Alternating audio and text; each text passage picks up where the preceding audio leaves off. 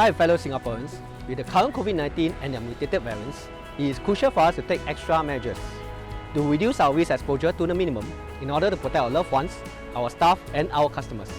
Together, we can overcome.